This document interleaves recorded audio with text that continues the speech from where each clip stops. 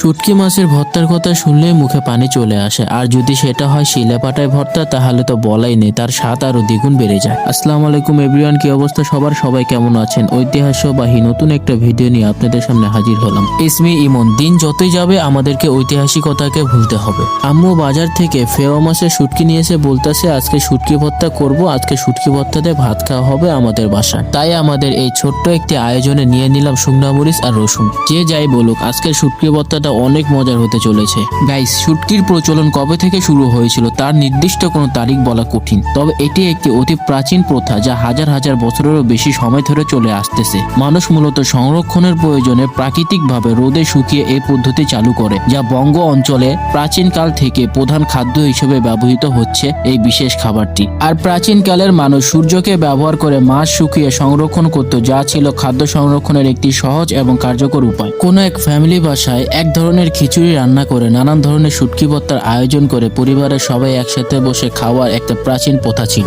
আর এখন সেই প্রাচীনকালের প্রথাগুলো হারিয়ে যাচ্ছে। শুটকি তৈরির মূল পদ্ধতি হলো প্রাকৃতিক উপায়ে সূর্য এবং বাতাসকে ব্যবহার করে মাছের জলীয় অংশ শুকিয়ে ফেলা, যা মাছকে পচন থেকে বাঁচায় এবং শুটকি তৈরি করতে সাহায্য করে। যাই হোক গাইস, আপনারা শুটকি তৈরি করবেন বাসায়, কিন্তু আগের মতো স্বাদ পাবেন না। এর অন্যতম একটি রিজন হচ্ছে বাংলাদেশ হচ্ছে বর্তমানে প্রযুক্তিগত বাংলাদেশ। বর্তমানে আমরা শুটকি ভর্তাই শুধু না, শুটকি থেকে শুরু করে নানান ধরনের ভর্তা আমরা বেশিরভাগই তৈরি করে থাকি ব্লেন্ডারে। তাহলে বলুন কিভাবে আপনারা ওই স্বাদটা পাবেন? তাই আজকে আমরা মা ছেলে মিলে সিদ্ধান্ত নিয়েছি যে শিলেপাটায় দোলে দোলে আমরা আজকে শুটকি ভর্তা করব, নো মোর ব্লেন্ডার। আম্মু শিলেপাটায় দোলে দোলে ভর্তা করতেছে আর আমি একটু তুলে নিয়ে খেয়ে দেখলাম কিরকম হয়েছে। শুটকি ভর্তা করার সময় যদি পেঁয়াজ ব্যবহার করা যায় তাহলে শুটকির স্বাদটা 2 গুণ থেকে 3 গুণ বেড়ে যাবে। যদি পেঁয়াজটা আপনারা কাঁচা ব্যবহার করেন তাহলে আরো বেশি ভালো হয়। গাইস, আজকে যে শুটকি ভর্তাটা করলাম আমরা, এটা হচ্ছে ফেওয়া মাছের শুটকি। শুটকির জগতে সবচাইতে সেরা শুটকি হচ্ছে এটা, আর এটাই হচ্ছে সেরা শুটকি ভর্তা। তো গাইস, আলহামদুলিল্লাহ ভালোভাবে বেটে ঘষে ঘষে শুটকি ভর্তাগুলো তৈরি করলাম, আর এটা হচ্ছে আমাদের শুটকির ফাইনাল লুক। দেখুন,